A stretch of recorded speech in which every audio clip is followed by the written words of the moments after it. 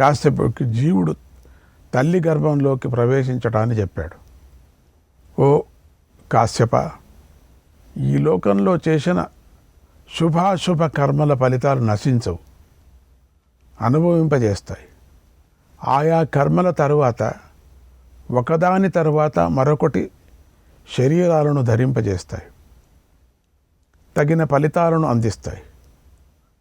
పవిత్రమైన మనస్సు చేసిన పుణ్యం అధికమవుతూ ఉంటుంది. అలాగే పాపబుద్ధితో చేసిన ఫలం కూడా అధికమవుతూ ఉంటుంది. ఇక జీవుడు మాతృగర్భంలోకి ప్రవేశించే విధానాన్ని విను. జీవుడు మొదట పురుషుడికి రేతస్సులోకి ప్రవేశిస్తాడు. తర్వాత స్త్రీ గర్భాశయంలో రజస్సుతో కలుస్తాడు. ఆ తర్వాత అతడి పాప పుణ్యాలకు తగినట్లుగా శరీరాన్ని ధరిస్తాడు.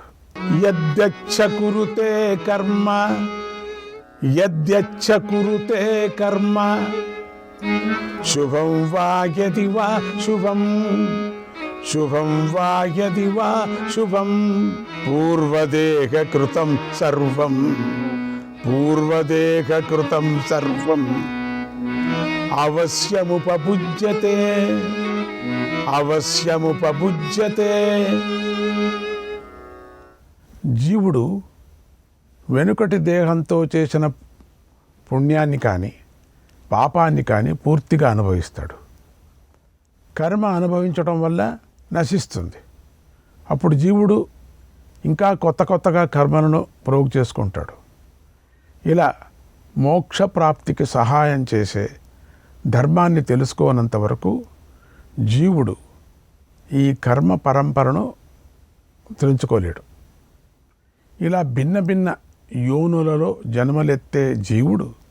జన్మలెత్తేటువంటి వాడు ఎలాంటి కర్మలు చేస్తే తరిస్తాడో చెబుతున్నాను విను.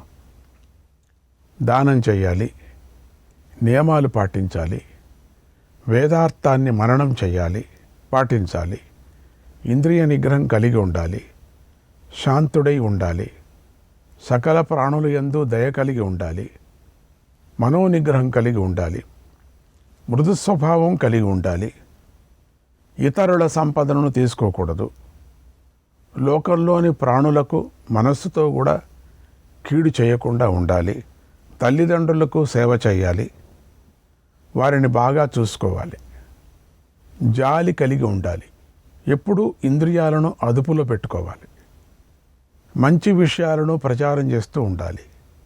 ఇవి సత్పురుషుల లక్షణాలు. సత్పురుషులు ఇలా ప్రవర్తించాలి. వీటిని ఆచరించడం వల్లే జీవుడు తరిస్తాడు. దీనివల్లే ధర్మం ఏర్పడుతుంది. ఈ ధర్మాన్ని ఆచరించిన ధర్మాత్ముడే ప్రజలను రక్షిస్తాడు. ఇలా ధర్మాన్ని ఆచరించేవాడు ఎక్కడ ఎలాంటి స్థితిలో ఉన్నా అతడి కర్మానుసారంగా ఉత్తమ ఫలం లభిస్తుంది. అతడు మెల్లమెల్లగా చాలా కాలం తర్వాత సంసార సాగరాన్ని దాటుతాడు. ఇలా జీవుడు నిత్యము పూర్వజన్మలో చేసిన కర్మఫలాన్ని పొందుతూ ఉంటాడు. సంసార సాగరాన్ని తరించాలి అనుకునేవాడు సుఖదుఖాలను అనిత్యాలుగా భావించాలి. శరీరము అపవిత్రమైనటువంటి వస్తు సమూహమని తెలుసుకోవాలి. మృత్యువే కర్మఫలం అని గ్రహించాలి. సుఖం అనిపించే సమస్తము దుఃఖమే అని భావించాలి. ఈ జ్ఞానం కలవాడు ఘోరమైనది దుస్తరమైనదైన సంసార సాగరాన్ని దాటుతాడు అని కాశ్యపుడికి బోధించాడు సిద్ధుడు. శ్రీకృష్ణాయ పరమాత్మనే నమః. 19వ అధ్యాయం. ఈ అధ్యాయంలో సిద్ధుడు కాశ్యపుడికి మోక్షం లభించే ఉపాయాన్ని ఇలా చెప్పాడు. ఓ కాశ్యప, అన్నిటినీ ఓర్చుకునేవాడు, మనోనిగ్రహం కలవాడు, ఇంద్రియాలను జయించినవాడు, భయం లేనివాడు, కోపం లేనివాడు, ఆత్మవంతుడు సంసారం నుంచి ముక్తుడవుతాడు. నియమాలు పాటించేవాడు, పవిత్రంగా ఉండేవాడు, సకల ప్రాణులను తనలాగా చూసేవాడు, గర్వం లేనివాడు, అభిమానం లేనివాడు ముక్తుడవుతాడు. జనన మరణాల యందు, సుఖదుఖాల యందు, లాభనష్టాల యందు, శత్రుమిత్రుల యందు సమభావం కలవాడు ముక్తుడవుతాడు. ఏ ద్రవ్యం కావాలని కోరుకోనివాడు, ఎవరని అవమానించనివాడు, మనస్సు మీద ద్వంద్వాల ప్రభావం పడకుండా చూసుకునేవాడు, చిత్తంలో ఎలాంటి ఆసక్తి లేనివాడు అన్ని విధాల ముక్తుడవుతాడు. ఇక ఉత్తమమైన యోగశాస్త్రం గురించి విను. చక్కగా నియమాలు పాటిస్తూ యోగ సాధన చేసే యోగులు ఆత్మసాక్షాత్కారాన్ని పొందుతారు. మనోనిగ్రహంతో చిత్తాన్ని వశం చేసుకొని అంతర్ముఖం చేసుకున్న యోగులు ఆత్మను దర్శించి ముక్తులవుతారు. ఏకాంతంలో ఉండే సాధకుడు తన మనస్సును ఆత్మలో నిలిపి సఫలుడైతే అతడు తప్పకుండా తనలో ఆత్మను దర్శిస్తాడు. ఇంద్రియాలను అదుపులో ఉంచుకున్న యోగి దేవతలకు దేవత అవుతాడు. అనిత్యమైన ఈ దేహాన్ని విడిచి శాశ్వతమైన బ్రహ్మాన్ని పొందుతాడు. యోగి ప్రశాంతుడై ఉంటాడు కనుక ఆసక్తి స్నేహాలతో లభించే దుఃఖ శోకాల వల్ల, భయం వల్ల చలించడు. ప్రపంచంలో యోగి అంత సుఖవంతుడు ఎవడూ లేడు. యోగి ముసలితనం వల్ల కలిగే దుఃఖం నుండి విముక్తుడవుతాడు. సుఖంగా నిద్రిస్తూ అక్షయానందాన్ని పొందుతాడు. ఇక యోగ ప్రాప్తి ఎలా కలుగుతుందో విను. యోగి ఏకాంత ప్రదేశంలో తన ఇంద్రియాలను వశం చేసుకొని ఏకాగ్రచిత్తుడు కావాలి. నిశ్శబ్దమైన తన శరీరానికి బయట లోపల ప్రతి అవయవంలోనూ పరిపూర్ణమైన పరబ్రహ్మను ధ్యానించాలి. దంతాలను, దవడలను, నాలుకను, మెడను, కంఠాన్ని, హృదయాన్ని, హృదయం నుంచి వచ్చేటువంటి నాడి మార్గాన్ని పరమాత్మ రూపంగా ధ్యానించాలి. పరమాత్మను కన్నులతో కానీ ఇతర ఇంద్రియాలతో కానీ గ్రహించటానికి వీలు కాదు. కేవలం బుద్ధి అనే ప్రదీప సహాయంతోనే ఆత్మరూపుడైన పరమాత్మ దర్శనం కలుగుతుంది. ఎందుకంటే ఆ పరమాత్మ అన్ని వైపులా చేతులు కలవాడు, అన్ని వైపులా కన్నులు కలవాడు, శిరస్సులు ముఖాలు కలవాడు, అన్ని వైపులా చెవులు కలవాడు, అంతటా వ్యాపించి ఉన్నాడు. ఇది రహస్యం. దీనినంతా నీకు చెప్పాను. ఇక నువ్వు నీ ఇంటికి వెళ్ళు అన్నాడు. కాశ్యపుడు ఇలా మంచి ఉపదేశాన్ని పొంది సిద్ధుడికి నమస్కారం చేసి తన ఇంటికి వెళ్ళిపోయాడు. ఓ పార్త, తర్వాత సిద్ధుడు నా వద్దకు వచ్చి ఇలా ఈ విషయాన్ని నాకు చెప్పి అంతర్ధానం అయిపోయాడు. భారత సంగ్రామంలో నువ్వు రథం మీద ఉండి ఈ తత్వాన్నే నువ్వు విన్నావు. శుద్ధమైన అంతఃకరణం గలవాడే ఈ విషయాన్ని తెలుసుకుంటాడు. దేవతలు దాచుకునే రహస్యాన్ని నీకు చెప్పాను. సందేహం గల మనస్సు కలవాడికి ఇది అంత తేలిగ్గా అర్థం కాదు. కనుక సందేహం లేకుండా ఈ ధర్మాన్ని ఆశ్రయించి పాటించిన మానవులందరూ పరమగతిని పొందుతారు. ఇది మోక్షధర్మం. దీని సాధన ఉపాయాలను కూడా నీకు చెప్పాను. ఈ ఉపాయాలను పాటించిన వాడు తొందరగా పరమగతిని పొందుతాడు. ఇదే భగవద్గీత. దీన్నే భగవద్గీత మొత్తం చెప్పింది ఇంతే. ఇంతే అర్థం. ఇంత తెలుసుకున్న చాలు సాధకుడు. జ్ఞానానికి ఎంతైనా తెలుసుకోవచ్చు, అది వేరే. వెళుతూనే ఉండొచ్చు తెలుసుకొని. ఏం ప్రయోజనం? మనకు కావలసిన గమ్యం చేరాలి కాబట్టి ఇంత మాత్రమే తెలుసుకుంటే చాలు. 6 నెలలు ఎప్పుడూ సాధన చేసేవాడికి తప్పకుండా యోగం సిద్ధిస్తుంది అన్నాడు శ్రీకృష్ణ పరమాత్మ. శ్రీకృష్ణాయ పరమాత్మనే నమః. చూసారు ఎంత అద్భుతమైనటువంటి అధ్యాయం. మనకు భగవద్గీత మొత్తం అంత అర్థం కాకపోయినా దీన్ని చదువుకుంటే చాలు. ఈ కొనాలో ఉండే అధ్యాయం 19వ అధ్యాయం మీరు చదివితే అక్కడ చెప్పిందంతా మళ్ళీ కృష్ణుడు చెప్పాడు. ఇక్కడ అవధూతగా వాళ్ళిద్దరు సంవాదం దాన్ని ఒక నెపం చేసుకొని చెప్పాడు. మరి 20వ అధ్యాయం శ్రీకృష్ణుడు ఇలా చెప్తున్నాడు మళ్ళీ, ఓ అర్జున, నేను ప్రాణుల దేహాన్ని ఆశ్రయించి ప్రాణాపానములతో కూడి ఉన్నాను. 4 విధాలైన అన్నాన్ని జీర్ణం చేస్తూ ఉంటాను. పచాన్యం చతుర్విధం, 4 విధాలైనటువంటి అన్నం. ఈ విషయం నీకు బాగా అర్థం కావటానికి విప్రదంపతుల మధ్య జరిగిన సంభాషణను చెబుతాను విను. అహం వైశ్వానరో భూత్వా ఉంది కదా, ఆ శ్లోకం అన్నమాట. అది ఇప్పుడు చెప్పుకొని వచ్చారు ఇంతవరకు. పూర్వంలో జ్ఞాన విజ్ఞానాలతో కూడినటువంటి ఒక విప్రుడు ఉండేవాడు. అతడు పండితుడు, బుద్ధివంతుడు, అన్నీ తెలిసినవాడు. ఒకనాడు అతడు ఏ పని చేయకుండా ఏకాంతంలో కూర్చొని ఉన్నాడు. విప్రశ్రీకి తన భర్త అయిన ఆ విప్రుడు మహాపండితుడని తెలుసు. అయితే ఏ పని చేయకుండా అలా కూర్చోవటం ఆమెకు నచ్చలేదు. జపం కూడా చేయటంలే, ఊరికే కూర్చున్నాడు అంతే. అందుచేత ఆమె ఆయన వద్దకు వెళ్ళి ఇలా అంది, స్వామి, నువ్వు అసలు ఏ మంచి పనులు చేయవు, ఊరికే అలా కూర్చొని ఉంటావు. నీ దగ్గర ఏ ధనము లేదు, నువ్వు పేదవాడు, తెలివితేటలు లేనివాడు. ఇలాంటి నిన్ను కట్టుకున్న నాకు ఎలాంటి లోకం లభిస్తుందో చెప్పు. పతికి లభించిన లోకాలను భార్య పొందుతుందని నేను విన్నాను కదా. అయితే నువ్వేం పని చేయవు, అలాగే కూర్చుంటావు, కనుక నాకెలాంటి గతి కలుగుతుందో తెలియటం లేదు అంది.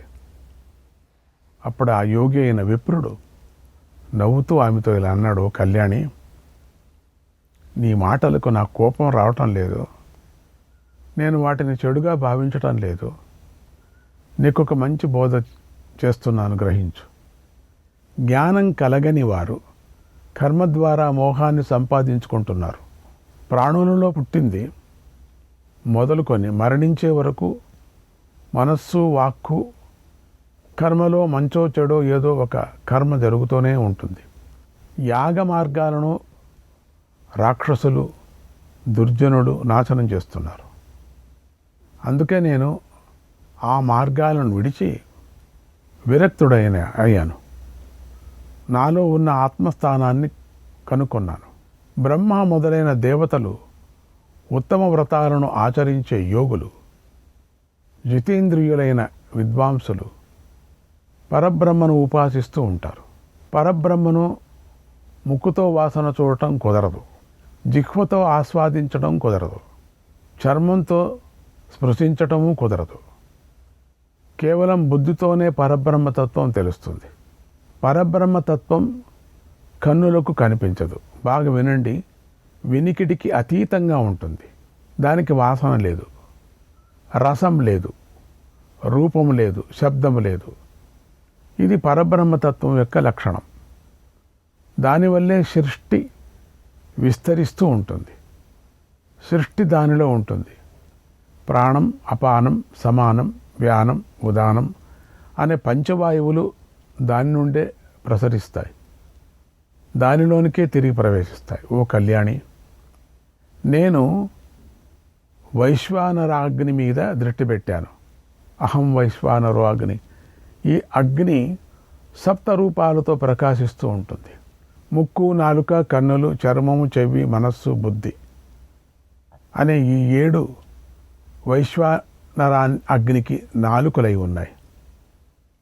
వాసన చూడదగినది గంధము, చూడదగినది రూపము, త్రాగదగినది రసము, స్పృశించదగినది స్పర్శ, వినదగినది శబ్దము, మననం చేయటానికి సాధనం మనస్సు, విషయాలు తెలుసుకోవటానికి సహకరించే బుద్ధి అనే ఈ 7 ఆ వైశ్వానర అగ్నికి సమితులు వంటివి.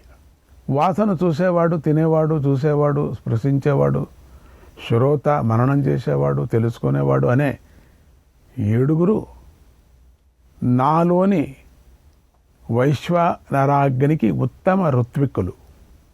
ఓ కళ్యాణి, అలాగే వాసన చూడదగినది, త్రాగదగినది, చూడదగినది, తాకదగినది, వినదగినది, మననం చెయ్యదగినది, తెలుసుకోదగినది అయిన 7 హవిస్సులు.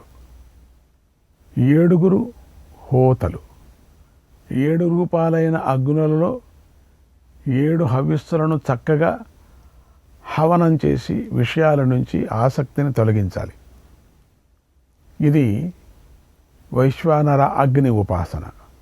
వైశ్వానరుడు అంటే ప్రాణుల దేహాలతో అన్ని రూపాలలో వెలుగుతున్నటువంటి ప్రాణినాం సర్వరూప 4 రూపాలతో ప్రాణరూపాలతో ఉండేటువంటి వాడు. ఆత్మతత్వ రూపము. నేను ఆత్మోపాసన చేస్తున్నాను, నువ్వు కూడా దీని మీద దృష్టి పెట్టు అని భార్యకు బోధించాడు పండితుడైన విప్రుడు. శ్రీకృష్ణాయ పరమాత్మనే నమః. 21వ అధ్యాయం. బ్రాహ్మణుడు తన భార్యకి ఇలా చెప్పాడు, ఓ కళ్యాణి, ఈ విషయంలో పురాతనమైన ఒక కథను పెద్దలు ఇలా చెప్తారు, విను. అది దశహోతృ విధానం. దాని గురించి నీకు చెబుతాను, తెలుసుకో. దశహోతృ చెవి, చర్మం, కన్నులు, నాలుక, వాక్కు, ముక్కు, కాళ్ళు, చేతులు, ఉపస్థ, గుదం అనేవి 10 హోతలు. శబ్దము, స్పర్శ, రూపం, రసం, గంధం, వాక్కు, క్రియ, గతి, వీర్యం, మూత్ర విసర్జన, మల విసర్జన అనేవి 10 హవిస్సులు. దిక్కులు, వాయువు, సూర్యుడు, చంద్రుడు, భూమి, అగ్ని, విష్ణువు, ఇంద్రుడు, ప్రజాపతి, మిత్రుడు అనేవి 10 అగ్నులు. దశేంద్రియాలనే హోతలు. దశదేవతలనే అటువంటి అగ్నులలో దశ విషయాలనే హవిస్సులను, సమిధులను హోమం చేస్తున్నారు. ఈ విధంగా నా లోపల ఎప్పుడు యజ్ఞం జరుగుతూ ఉంటే నేను కర్మ లేని వాడిని ఎలా అవుతాను? కర్మ చేస్తూనే ఉన్నాను కదా, మరి కర్మ చేయటం లేదని ఎందుకు అంటున్నావు? ఈ సమస్త జగత్తు మొదట విభక్తమై ఉంటుంది అని విన్నాం. చక్కగా తెలిసే ఈ సమస్త జగత్తు చిత్తమై ఉంది కదా. ఇది జ్ఞానాన్ని అంటే ప్రకాశాన్ని కోరుతూ ఉంటుంది. రేతస్సు వల్ల శరీరం ఏర్పడుతుంది. ఈ శరీరాన్ని తెలుసుకునేవాడు మరొక శరీరాన్ని అంటే సూక్ష్మ శరీరాన్ని ధరించిన వాడవుతాడు. అతడే ఈ శరీరాభిమాని అయినటువంటి జీవుడు. జీవుడే గార్హపత్య అగ్ని. దానిలో నుంచి వ్యక్తమయ్యే 2వ అగ్ని మనస్సు. మనస్సు ఆహ్వనీయ అగ్ని. దానిలో వెనుక చెప్పిన హవిస్సును వేస్తారు. దాని నుండి వాచస్పతి వేదవాక్కు కలుగుతుంది. దాన్ని మనస్సు చూస్తుంది. మనస్సు తర్వాత రూపం ఆవిర్భవిస్తుంది. అది నీలము, పీతము మొదలైన రంగులు లేనిది అవుతుంది. ఆ రూపం మనస్సు వైపు పరిగెత్తుతుంది. వాక్కు పాలిచ్చే గోవులాగా మానవులకు ఎల్లప్పుడూ ఉత్తమ రసాన్ని కురిపిస్తూ కావలసిన పదార్థాలను లభింపజేస్తూ ఉంటుంది. పరబ్రహ్మను ప్రతిపాదించే ఉపనిషద్ వాక్కు శాశ్వత బ్రహ్మను బోధిస్తుంది. ఈ విధంగా వాగ్రూపమైన గోవు దివ్యాదివ్య ప్రభావం కలదిగా ఉంది. వాక్కు 2 విధాలుగా ఉంది. 1 ఘోషిణి, 2 అఘోషిణి. ఘోషిణి అంటే స్పష్టంగా వినిపిస్తుంది. అఘోషిణి అంటే అన్ని స్థితుల్లోనూ కూడా ఉంటుంది. మొదటి రూపంలోని వాక్కుకు ప్రాణశక్తి కావాలి. 2వ రూపంలోని వాక్కుకు ప్రాణశక్తి అవసరం లేదు. అది సహజంగానే పలకబడుతుంది కూడా. ఇలా 2 సూక్ష్మమై ఉన్నాయి. అభిష్ట పదార్థాలను ఇస్తాయి. కనుక ఈ రెండిటి మధ్య తేడా ఏమిటో స్వయంగా చూడు అన్నాడు పండితుడైన ద్విజుడు. ఇది మహాయజ్ఞం. శరీరమే మహాయజ్ఞం. అంటే శరీరానికి ఎంత ఒక హోమకుండం, ఎంత పెద్ద హోమకుండం ఇది. అగ్ని జ్వాలాకుండం. ఎంత అద్భుతంగా చెప్పుకొచ్చారు. శ్రీకృష్ణాయ పరమాత్మనే నమః.